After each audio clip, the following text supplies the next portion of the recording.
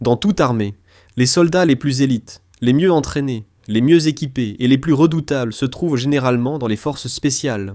Ce sont ces troupes qui s'occupent des opérations secrètes les plus dangereuses, comme les sauvetages d'otages, les opérations antiterroristes et le sabotage en profondeur derrière les lignes ennemies. Ils doivent donc être les meilleurs parmi les meilleurs. Et quand il s'agit des meilleures forces spéciales du monde, il serait difficile d'en trouver de meilleures que les divisions de forces spéciales de premier ordre des États-Unis, la Delta Force de l'armée américaine et l'équipe 6 des Navy Seals américains. Ensemble, ils ont joué un rôle clé dans certaines des opérations les plus audacieuses et à haut risque de ces dernières années. La capture de Saddam Hussein en Irak, l'élimination d'Oussama Ben Laden dans son complexe au Pakistan, l'enlèvement récent du président Nicolás Maduro au Venezuela. Mais si vous deviez opposer directement les deux forces dans une série de compétitions opérationnelles, ou même dans un conflit direct, qui sortirait vainqueur ? Laquelle des deux forces a survécu à la bataille ? Alors, examinons de plus près ces deux forces d'élite, les similitudes et les différences entre elles, et déterminons qui sortirait vainqueur si elles s'affrontaient maintenant. Pour commencer, bien qu'il existe de nombreuses similitudes entre les deux forces, et un large chevauchement de leurs capacités opérationnelles, ce sont en réalité deux forces hautement spécialisées, chacune ayant une expertise principale dans des domaines différents.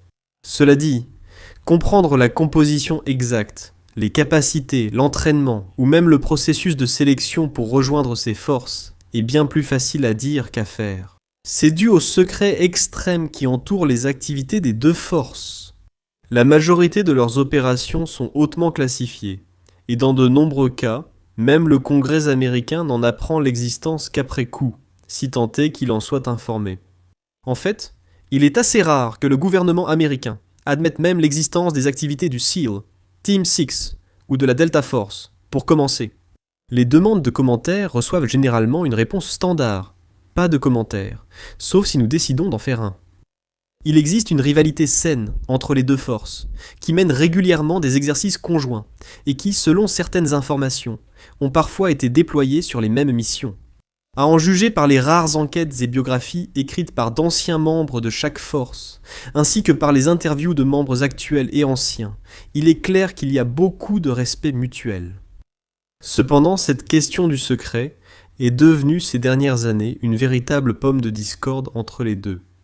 Les membres de l'équipe SEAL 6 ont eu tendance à être un peu plus ouverts à l'idée de médiatiser leurs exploits, en écrivant des livres et en donnant des interviews. Dans une mesure nettement plus grande que leurs camarades de la Delta Force, cela a parfois conduit à des accusations de recherche de gloire de la part de la Delta Force. Les tensions sont devenues si palpables qu'à un moment donné, en 1996, une bagarre autorisée entre des représentants de chaque camp pour régler leurs comptes a été planifiée. Cette bagarre aurait pu régler le différend de longue date concernant la supériorité de l'une ou l'autre force, du moins dans une certaine mesure, malheureusement ou heureusement, selon la façon dont on voit les choses. La bagarre a finalement été annulée, non pas à cause d'ordres classifiés ou de missions secrètes, mais à cause d'une épidémie inattendue d'herpès chez un concurrent de l'équipe SEAL. Néanmoins, cet incident soulève une question intéressante sur la meilleure façon de tester réellement laquelle des forces est supérieure. Quel type d'exercice ou de situation de combat permettrait de mieux évaluer la compétence globale ? Quels membres de chaque camp devraient participer à la compétition ? Et combien d'entre eux ?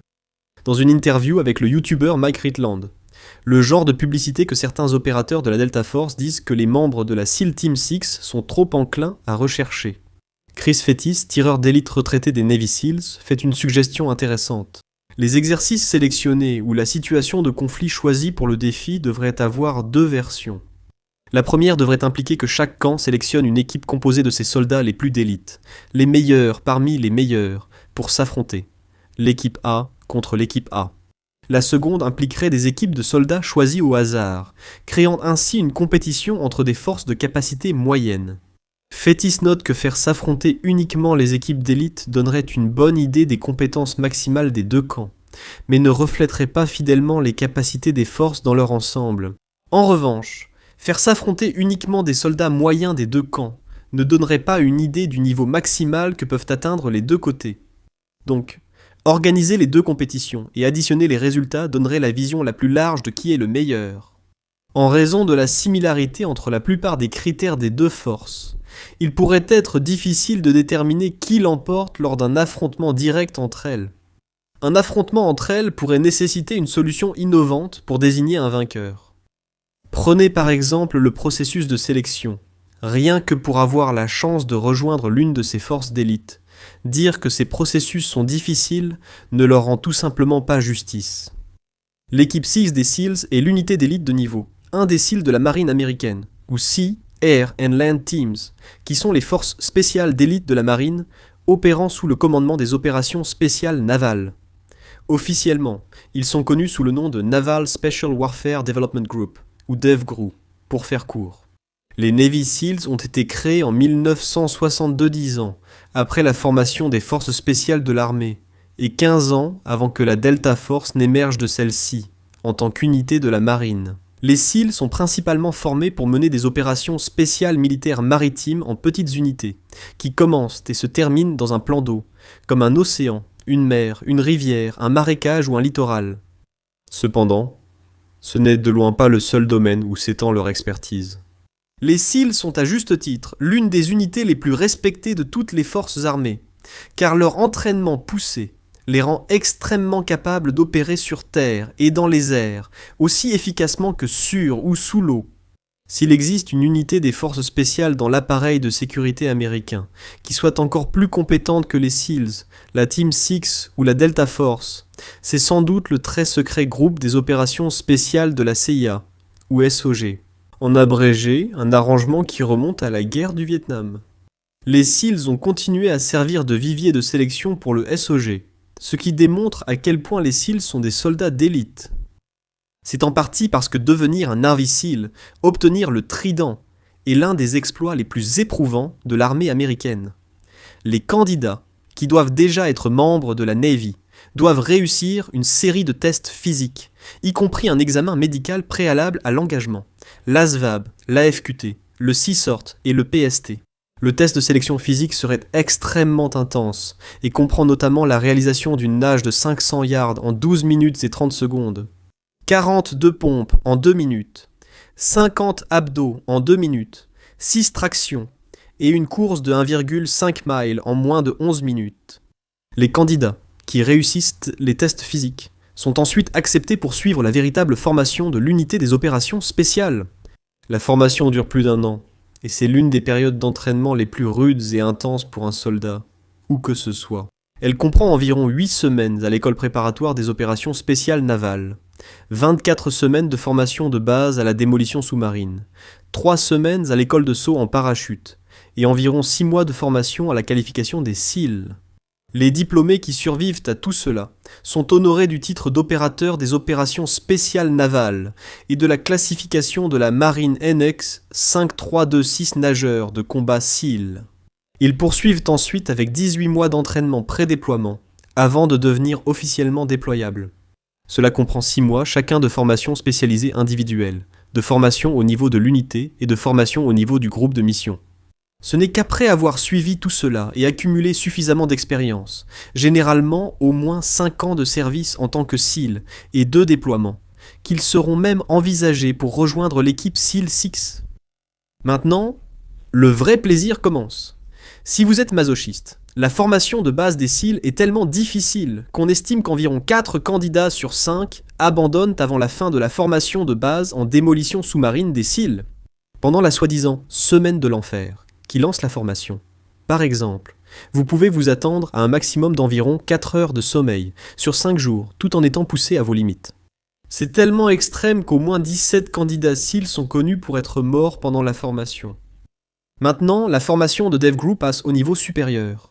Tout d'abord, les candidats doivent endurer un long processus de sélection secret sous la supervision de l'unité de formation et d'évaluation de DEVGRU. L'équipe verte, appelée le cours de formation des opérateurs, ou OTC, est un processus conçu pour pousser les SEAL déjà d'élite au-delà de leurs limites.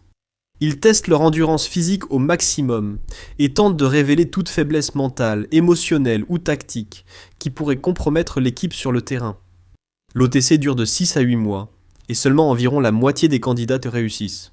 Heureusement, si vous échouez, vous pouvez postuler à nouveau plus tard. La première partie consiste en des exercices de combat rapprochés, ou CQB. Ici, les candidats s'entraînent à tirer à courte distance et dans des espaces confinés, en utilisant différentes armes à feu pour nettoyer des maisons de mise à mort de la taille d'un entrepôt. La phase suivante consiste à sauter en parachute depuis une altitude pouvant atteindre 10 600 mètres, mais à attendre d'être à environ 600 mètres du sol avant d'ouvrir son parachute. La dernière partie est la formation à la survie, à l'évasion, à la résistance et à l'évasion, ou formation sœur, où les candidats apprennent à survivre dans des situations extrêmes et à s'évader de la captivité. Maintenant, si vous survivez à tout cela, bienvenue dans l'équipe des SEAL Six. Mais si vous pensiez le faire puis vous reposer, détrompez-vous. Les membres de DevGru doivent maintenir un niveau de forme physique suprême, ainsi que des compétences avancées en force, en endurance et en combat. Cela signifie un entraînement régulier, avec des homologues étrangers, tels que le Régiment des services aériens spéciaux australien, le Service aérien spécial britannique, le Service des bateaux spéciaux et la Force opérationnelle interarmée du Canada. 2. Et bien sûr, parfois avec d'autres forces spéciales américaines comme la Delta Force. Les membres de DevGru suivent également une formation spécifique pour des missions particulièrement importantes ou difficiles. En 2024, par exemple, le Financial Times a rapporté que pendant 1 an, DevGru s'était entraîné pour des missions visant à aider Taïwan en cas d'invasion par la Chine. Nous ne pouvons que deviner en quoi consiste exactement cet entraînement, mais nous avons quelques indices, selon la CIA. Dans les semaines précédant la célèbre opération Neptune Spear de 2011 qui a mis fin au cerveau du 11 septembre Oussama Ben Laden, à l'intérieur de son complexe à Abbottabad, au Pakistan, DevGru a répété l'assaut de manière méticuleuse. Cela comprenait l'utilisation d'une réplique grandeur nature du complexe, dotée de cloisons intérieures mobiles, afin de préparer les équipes d'assaut à toute configuration intérieure possible. Au sein même de l'équipe 6 des SEAL, il existe différentes équipes et unités. Celle-ci inclut la Team verte, axée sur le recrutement mentionné précédemment, les escadrons Gold, Silver et Blue, centrés sur l'assaut, l'escadron Grey spécialisé dans le transport et la mobilité, ainsi que l'insaisissable escadron Black. Peut-être mieux décrit comme une unité confidentielle au sein d'une unité confidentielle, initialement désignée comme l'équipe de snipers dédiée de l'unité. L'escadron Black a changé de mission après les attentats du 11 septembre. Il se spécialise désormais dans les opérations de force avancée, englobant renseignement, collecte d'informations, surveillance et préparation du terrain avant l'intervention des autres opérateurs. Essentiellement, si DevGru est un missile, l'escadron Black est le système de guidage qui garantit qu'il atteint sa cible. L'escadron Black est également la seule équipe de DevGru à inclure des opératrices féminines, une caractéristique rare dans le parcours traditionnellement masculin des SEAL. C'est parce que l'unité soutient également des missions à l'étranger de type espionnage, où les opératrices féminines peuvent être utiles, aidant l'équipe à se fondre naturellement dans des environnements où des opérateurs masculins seuls seraient trop voyants. Une technique appelée adoucissement de profil. Par exemple, en Afghanistan, l'escadron noir a infiltré des villages déguisés en membres de tribus pour placer des micros dans les maisons de locaux sans méfiance avant des frappes militaires. Outre l'intention, et parfois une formation hautement individualisée, les équipes du SEAL Team 6 disposent également des armes et équipements les plus avancés, y compris certains, qui ne sont pas officiellement reconnus. La plupart de leurs équipements sont classifiés, mais il arrive que l'on ait parfois un aperçu de leur arsenal. Comme après le raid contre Ben Laden en 2011, au cours duquel l'un des hélicoptères Black Hawk du SEAL Team, modifié pour la furtivité, s'est écrasé et a été partiellement détruit. Des experts en aviation ayant analysé l'épave ont identifié des composants inconnus, comme un pare-brise doté de capacités de brouillage radar, une technologie avancée d'atténuation du bruit et des modifications personnalisées de la structure de l'appareil. On peut seulement imaginer quelle technologie avancée ils ont aujourd'hui. Des armes soniques auraient servi à neutraliser les troupes vénézuéliennes lors de l'enlèvement de Maduro, et dans des situations similaires. Mettez tout cela ensemble, et vous comprenez pourquoi cette force secrète est considérée comme l'une des plus létales au monde.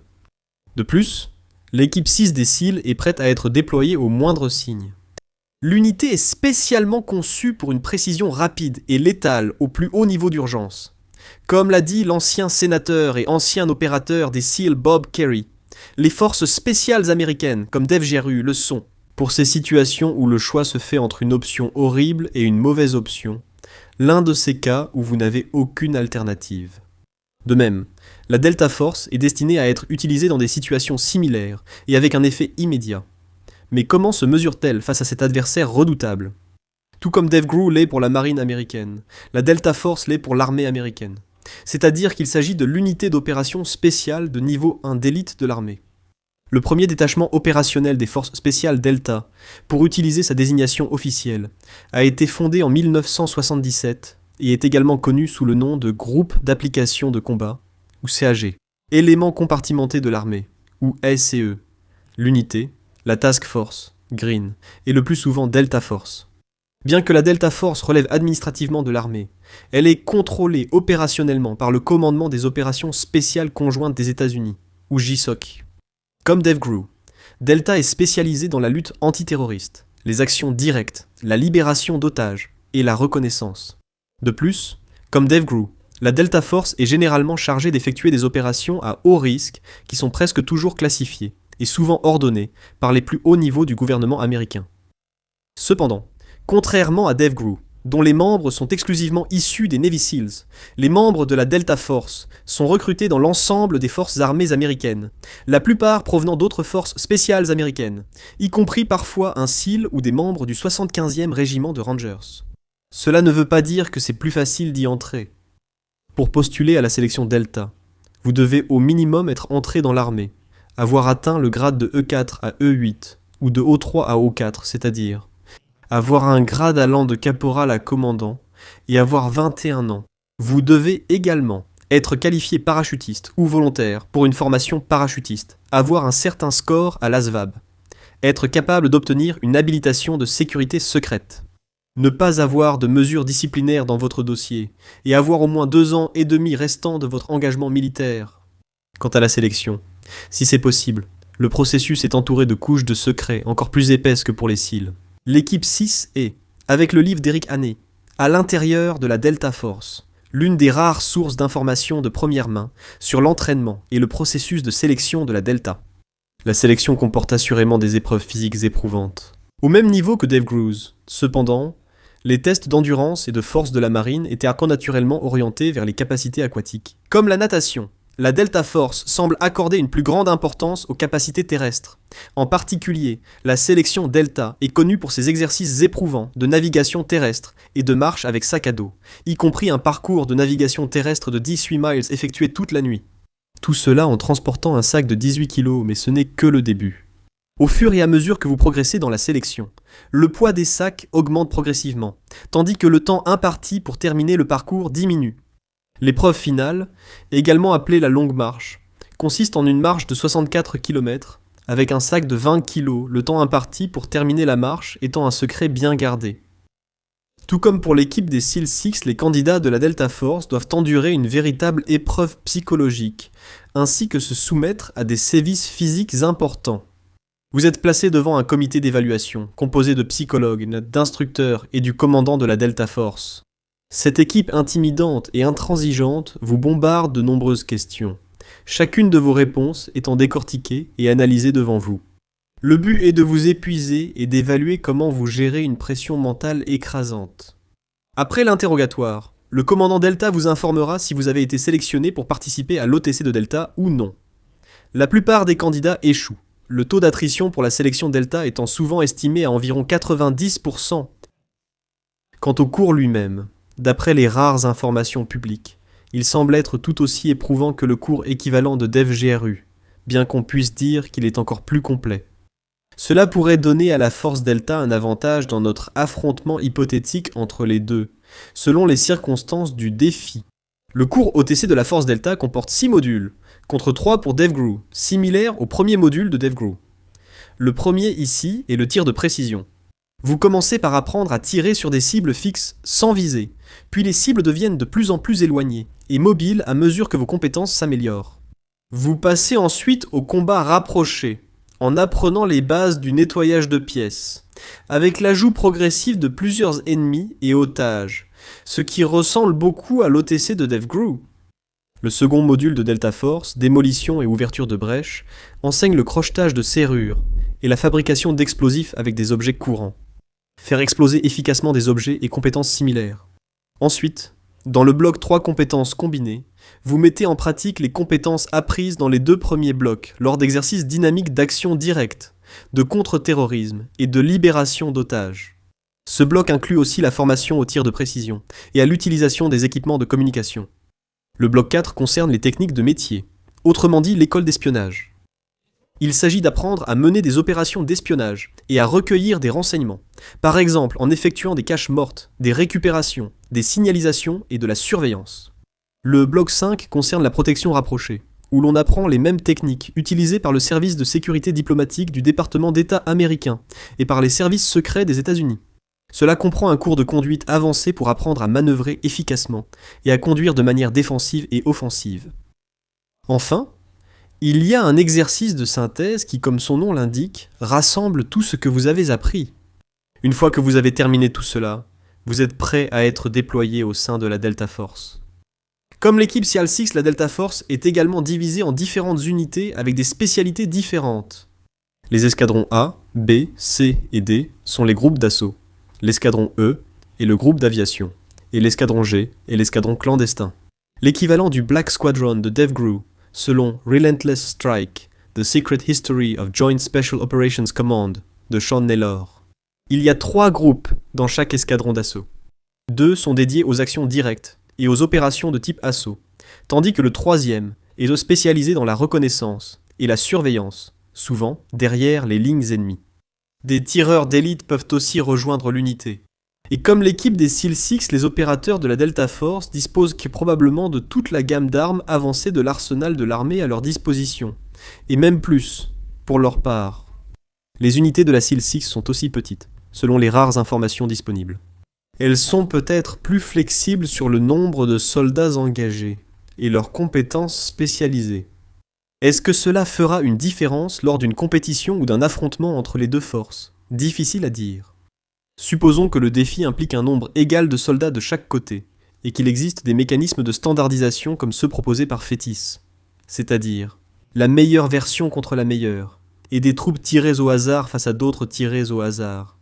Même les troupes choisies au hasard des 2 côtés sont susceptibles d'être extrêmement en forme, très bien, et complètement entraînées, et de disposer d'armes sophistiquées, et de mines en titane.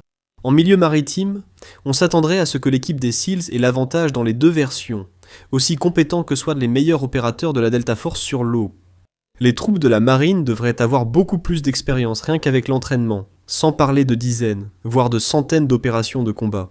De même, dans un scénario de combat terrestre, les unités d'élite de la Delta Force auraient probablement l'avantage sur leurs homologues de l'équipe SEAL-6.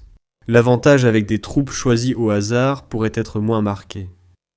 Dans un affrontement direct en combat rapproché par exemple, 2 groupes de 3 s'affrontant. Dans un espace industriel avec des armes équivalentes, il est impossible de dire qui l'emporterait, que ce soit dans la version avec des participants d'élite ou choisis au hasard.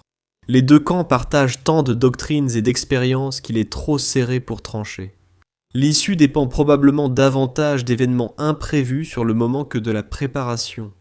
Cependant, dans des missions plus spécialisées, comme l'espionnage ou la protection de personnalités, les opérateurs de la Delta Force auraient probablement l'avantage dans des groupes choisis au hasard, en raison de leur formation plus complète dans ces domaines. Par défaut, encore une fois, avec une grande partie de l'entraînement de la SEAL Team 6 hautement classifiée, l'opérateur moyen pourrait tout aussi bien être préparé pour ces rôles.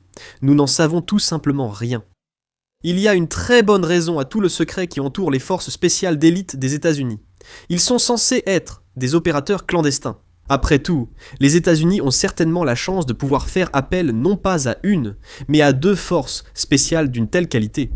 Néanmoins, il serait fascinant d'opposer les 2 camps l'un à l'autre, afin de trancher une bonne fois pour toutes le débat sur laquelle est la meilleure. Nous espérons que cela vous a plu. Plongez dans le monde obscur des forces spéciales d'élite américaines et abonnez-vous à la chaîne pour recevoir chaque jour les actualités et analyses militaires les plus importantes. Merci de nous avoir regardés.